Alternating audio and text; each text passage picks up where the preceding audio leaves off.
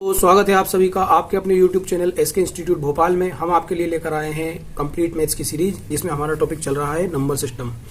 तो आइए दोस्तों शुरुआत करते हैं हमारे क्वेश्चंस की। आपके सामने दिया हुआ है पहला क्वेश्चन को ध्यान से पढ़ेंगे।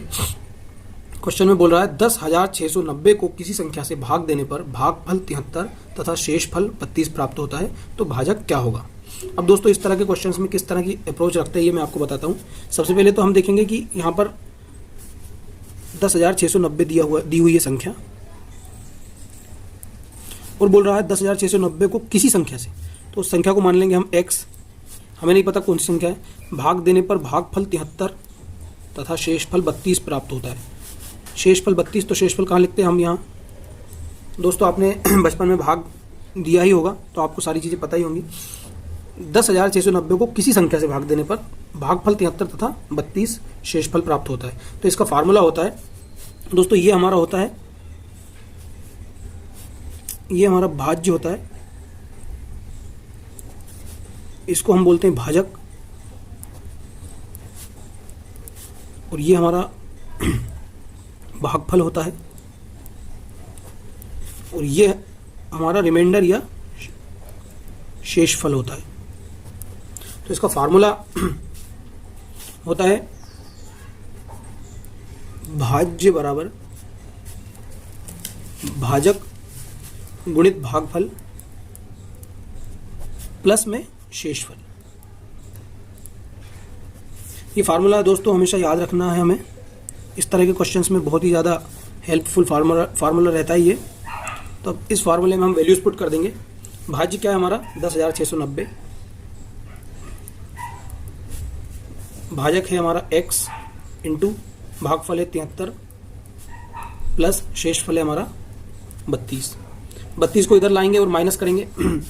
10,690 में से 30 गया तो 10,660, और 2 और जाएगा तो 10,658। 73 x है तो यहाँ पर x ही बचेगा, और 73 भी इसके बटे में आ जाएगा। इसको हम डिवाइड कर लेंगे 10,658 को 73 से, तो हमें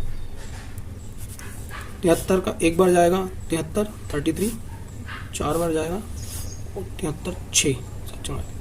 तो ये 146 वह संख्या है जिससे हम अगर 10,690 में भाग देंगे तो शेषफल 32 और भागफल 73 हमें प्राप्त होगा। यही हमारा आंसर है दोस्तों। तो आइए चलते हैं हम हमारे नेक्स्ट क्वेश्चन पर। अगला क्वेश्चन है 3100 में से कौन सी छोटी से छोटी संख्या घटाई जाए कि शेष बची संख्या 17 से पूर्णतः विभक्त हो। अब इस तरह के क्वेश्चन में क्या करना है दोस्तों, हमें 17 से सीधे 3100 में भाग दे देना है।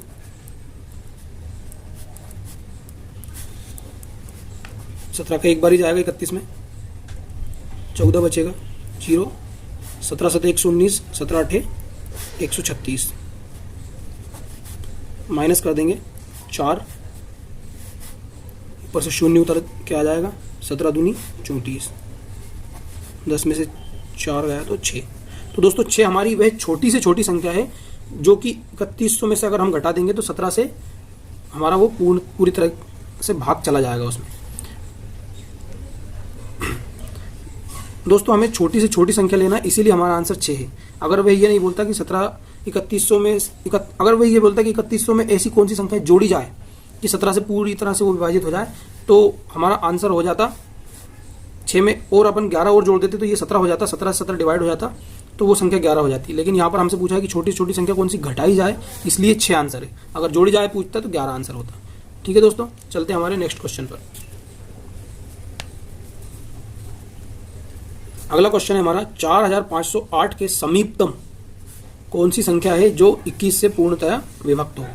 दोस्तों इस तरह की लैंग्वेज वाले क्वेश्चंस में हमें ये जो छोटे छोटे कीवर्ड्स हैं इन पर बहुत ध्यान देना है। इन्हीं से हमारा जो आंसर है वो अफेक्टेड होता है। ये आपको क्वेश्चन के एंड में समझ में आ जाएगा। तो हम 21 से 4,508 को डिवाइड कर देंगे। 21 दूनी 42, 21 का एक बार ही जाएगा 21, ऊपर से 8 उतर के आ जाएगा, 21 चौको 84, 8 में से 4 गया तो 4 1। अब दोस्तों इसमें हमारा 14 जो है वो शेषफल आ गया है। तो पूछ रहा है 4508 के समीपतम, कौन सी संख्या है जो 21 से पूर्णतः विभक्त हो। अगर हम 4508 में से 14 माइनस कर दें तो भी वह संख्या 21 से पूरी तरह से विभक्त हो जाएगी। लेकिन क्या वह संख्या 4508 के समीपतम है क्या? अगर हम 14 में 7 जोड़ दें, तो यहाँ पर 21 हो जाएगा और 21 से 21 डिवाइड हो जाएगा, मतलब कि 4508 में अगर हम 7 जोड़ दें तो वह समीपतम होगी सबसे ज़्यादा। अगर -14 करेंगे तो वह समीपतम नहीं होगी। यहाँ पर पूछ रहा है समीपतम।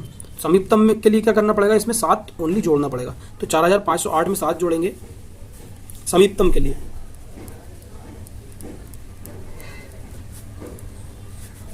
समीपतम के लिए 4508 के समीपतम पूछा है। समीपतम ऐसी कौन सी संख्या है जो 21 से पूर्णतः विभक्त हो जाए? 21 से पूर्णतः विभक्त तो वह संख्या भी हो जाएगी जो 4508 में से अगर हम 14 माइनस कर देंगे तो भी 21 से वो पूर्णतः विभक्त हो जाएगी। लेकिन क्या वह संख्या समीपतम है? वह संख्या समीपतम नहीं होगी। समीपतम संख्या वही होगी जो सबसे पास में है।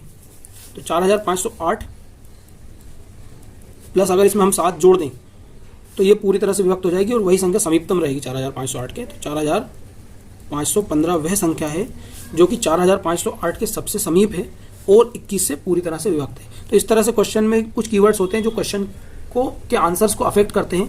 थोड़ा सा क्वेश्चन को घुमा देते हैं खासकर व्यापम में, और उससे पूरा का पूरा आंसर चेंज हो जाता है। अगर यहीं पर बोलता कि 4508 के पास में ऐसी कौन सी संख्या है जो 21 से पूरी तरह विभक्त हो जाए, और समीपतम अगर नहीं देता तो वे संख्या 4508 में से 14 माइनस कर दो वह भी होती, और 4508 में 7 प्लस कर दो वह भी होती। तो इस तरह से क्वेश्चन का आंसर इफेक्ट होता है। तो दोस्तों आज के लिए इतने ही क्वेश्चन। धन्यवाद।